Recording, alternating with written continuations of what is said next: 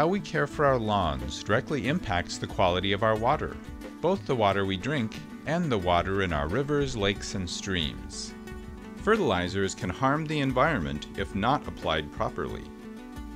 If they are not absorbed into the ground and used by the grass plants, the nitrogen, phosphorus, and potassium that are in fertilizers may wash off your lawn and into the storm drain, ending up in our rivers, lakes, and streams. And some may also end up in our groundwater. A neglected lawn with thin grass or a perfect lawn both can harm our lakes and rivers. When it rains, pollutants can wash off and end up in our groundwater or our surface water. The best choice for clean water is a properly maintained lawn. With a little knowledge and some good practices, you can have a nice quality lawn and clean water. In this video, you will learn how to reduce the need for fertilizer by strengthening your lawn through basic lawn care practices. You will learn how to find out what nutrients your lawn needs. You will learn how to use fertilizer in a way that maximizes its benefit to your lawn and reduces its impact on our waterways. First, let's talk about reducing your lawn's need for fertilizer by strengthening your lawn through healthy lawn care practices.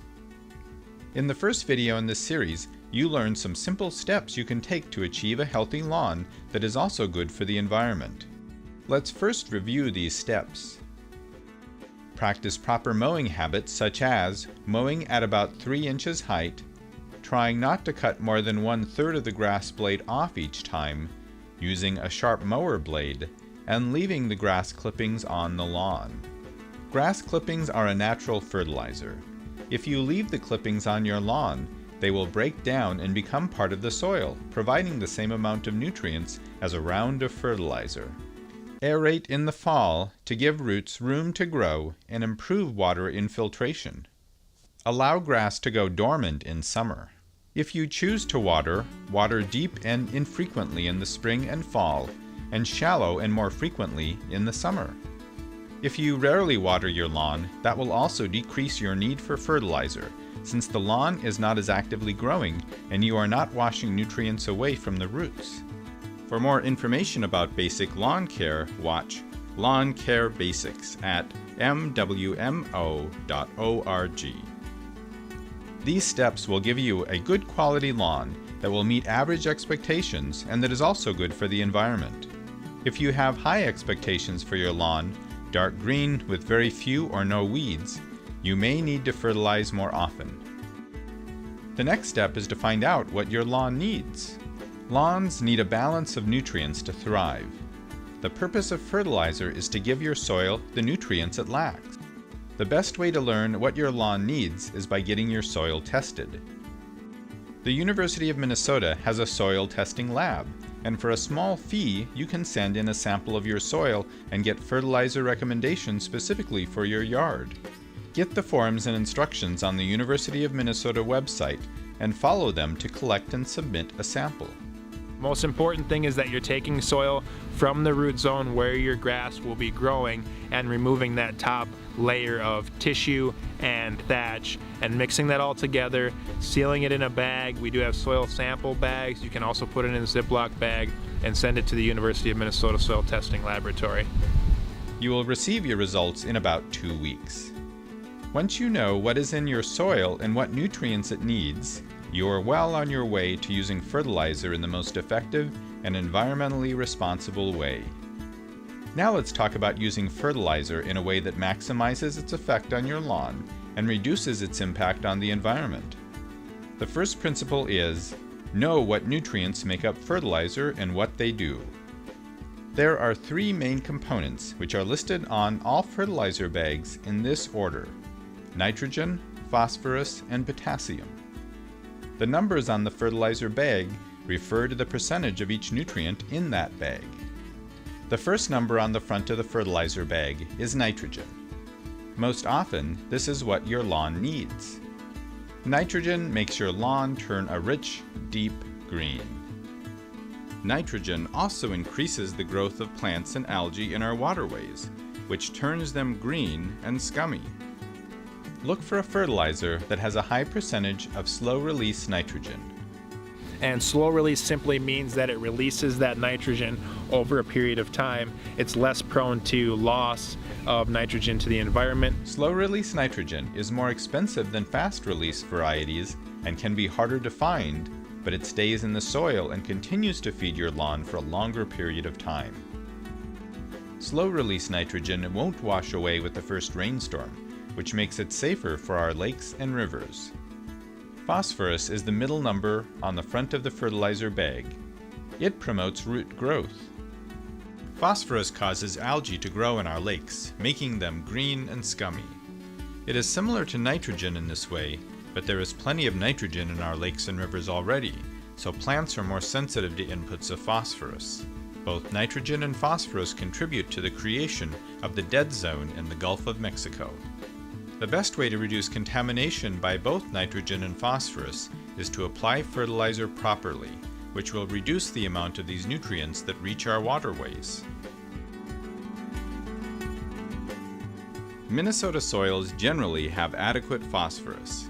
In fact, it is illegal to use phosphorus fertilizer in Minnesota on lawns. Homeowners cannot apply phosphorus unless they are establishing a new lawn from sod or seed, or unless they have a soil test report that indicates that their soil is low in phosphorus. If your soil test recommends zero phosphorus fertilizer, or if you didn't get your soil tested, by law, the middle number on your fertilizer bag must be 0.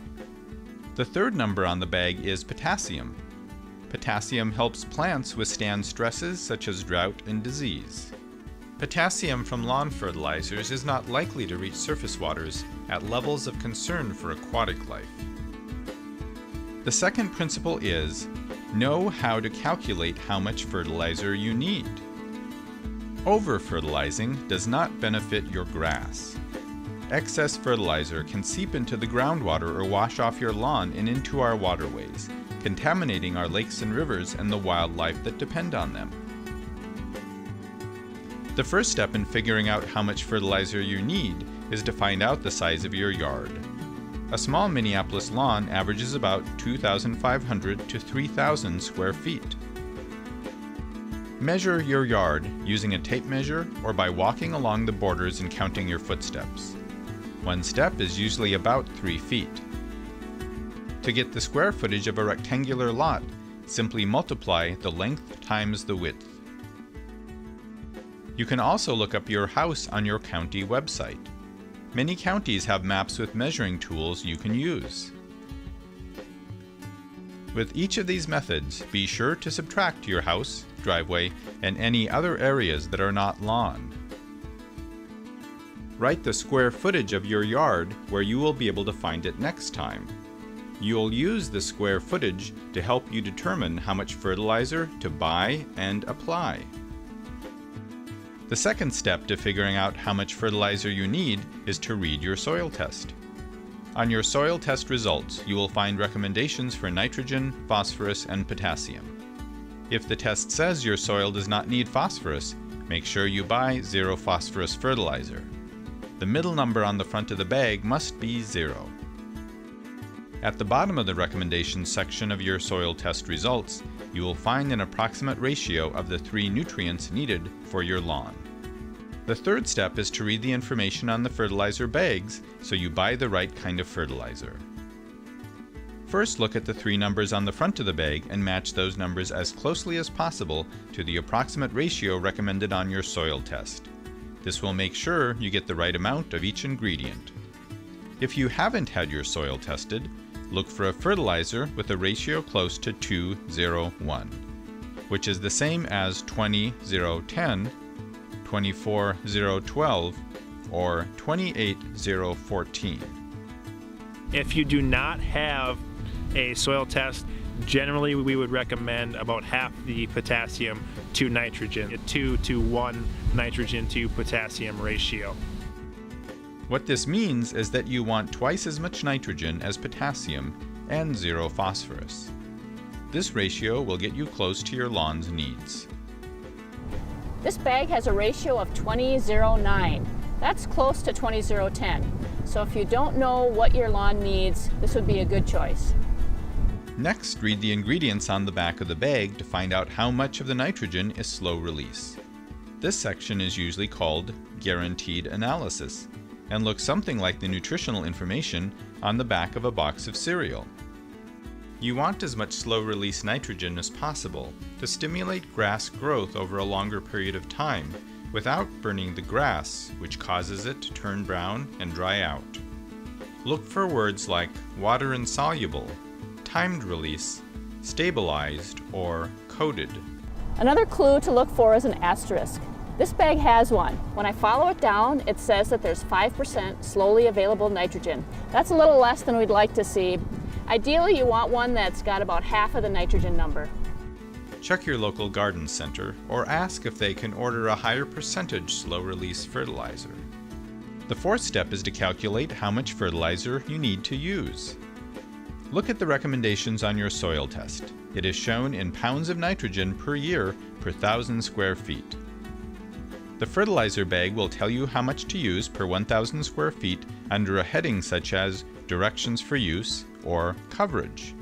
Using this amount should give you about 1 pound of nitrogen. If your soil test recommends more or less than 1 pound of nitrogen, adjust the amount of fertilizer accordingly. If you measured your lawn as 3,000 square feet, you would need a total of 3 times the amount recommended on the bag. In this case, 3 times 3.2 equals 9.6 pounds. For more detailed information on how to determine the type and amount of fertilizer to use, visit mwmo.org. Without a soil test, follow these general recommendations. If you leave clippings on the lawn and don't water regularly, use the amount recommended on the bag. If you water regularly or remove clippings, you may need to apply more, usually about 1.5 times the recommended amount. Watch for signs that your lawn needs fertilizer, such as the lawn thinning out. Whether it's from the soil test or these general recommendations, this amount will be the total for the whole year, not for multiple applications. The third principle of responsible fertilizing is fertilize according to the life cycle of grass. The best time to apply fertilizer to your lawn is in the early fall, around Labor Day.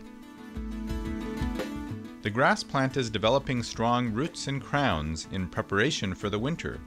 Fertilizer will encourage this growth. Most lawns only need to be fertilized once per year in the fall. If your soil test indicates you need more than 1 pound of nitrogen, you'll want to split the application so that you apply about 1/3 of the total in the spring, around Mother's Day, and 2/3 in the fall. Never fertilize frozen ground. Your grass is dormant and the fertilizer will not soak into the soil. Instead, it will run off your lawn and may contaminate our lakes and rivers. Also, don't fertilize during the hot summer months when the lawn is dormant or the ground is saturated with water. The fourth principle of responsible fertilizing is apply fertilizer efficiently. Choose the right spreader for your space. A rotary or broadcast spreader efficiently applies fertilizer in large areas by spraying out in all directions from the spreader. Use a shield with this spreader to keep fertilizer from spraying onto a driveway, sidewalk, or road. For smaller areas, a drop spreader drops fertilizer straight down from the spreader and is less likely to spray onto the street or sidewalk. For super tight spaces, use a shaker. Calculate how much you need, fill the shaker, and gently apply. To make sure you don't over-apply fertilizer, use the lowest setting on your spreader, which allows the fertilizer to go through the spreader. For more accuracy, it is a good practice to calibrate your spreader to determine how much is applied at each setting. Find instructions at mwmo.org. Apply in an overlapping pattern, so you get even coverage and don't miss any spots. When overlapping, make sure that the outer edge of the fertilizer reaches your wheel track mark on the lawn. Since you are overlapping, you are applying fertilizer twice. To adjust for this, change your spreader setting so that you apply about 1/2 the amount for each pass over your lawn. If you haven't calibrated, to make sure you don't over-apply fertilizer, use the lowest setting on your spreader, which allows the fertilizer to go through the spreader. The fertilizer bag will state how much area it will cover. Use this to check your accuracy. If your lawn is 3,000 square feet and the bag states it will cover 5,000 square feet, you will only need a little over 1/2 a bag. The fifth principle of responsible fertilizing is keep fertilizer out of our waterways. Make sure you have a broom handy and sweep up any fertilizer that accidentally lands on a hard surface, such as your driveway. This will limit the amount of fertilizer runoff that contaminates the river. Any spilled fertilizer should be swept back on the lawn if it's a small amount, or returned to the bag. After you finish fertilizing, seal your bag with the remaining fertilizer and put in your garage or basement to use next year. Using fertilizer can be overwhelming. If you prefer not to do this yourself, you can hire a certified contractor to do these jobs for you. Visit the Minnesota Pollution Control Agency's website to find a list of certified contractors. These are companies that have staff trained in lawn care with reduced environmental impacts. Contractors that apply fertilizers are required by law to be licensed by the Department of Agriculture. Make sure they have this license. Let's review the main points. Reduce your lawn's need for fertilizer by strengthening your lawn through healthy lawn care practices. Remember 2 practices that directly reduce your need for fertilizer. Minimize your watering, including letting your grass go dormant in the summer, and leave grass clippings on the lawn. Get your soil tested to find out what nutrients your lawn needs. Know the principles of responsible fertilizing. Understand what nutrients make up fertilizer and what they do. Nitrogen, phosphorus, and potassium all can contaminate our waterways and groundwater if improperly used. Use 0 phosphorus unless your soil test shows that you need it. Use slow-release nitrogen fertilizer that will stay on your lawn longer and not wash into our lakes and rivers or groundwater. Use information from your soil test to calculate how much fertilizer you need. Or, if you don't have a soil test, buy a fertilizer with a ratio of 2:1. Apply the amount recommended on the bag, or 1.5 times the recommended amount if you remove clippings and water regularly. Fertilize according to the life cycle of grass. Remember to fertilize in the fall around Labor Day. Use fertilizer efficiently and responsibly. Use the right type of spreader and apply in overlapping passes. Keep fertilizer out of our waterways. Sweep up any spilled fertilizer and save extra fertilizer for next year. Hire a certified contractor if you prefer not to fertilize your lawn yourself. Remember, everything you apply ends up somewhere, often in our waters. If you know what your lawn needs, you can make better choices. The decisions we make on how to care for our lawns can have a big impact on water quality. Take time to learn how to properly use fertilizers so that you can have a healthy lawn and clean water. If you'd like to watch this video again or view the other videos in this series, Lawn Care Basics and Weed Control, visit mwmo.org. To learn more about soil testing, visit soiltest.cfans.umn.edu. To find a list of contractors certified in lawn care with reduced environmental impacts, visit www.pca.state.mn.us/turfgrass.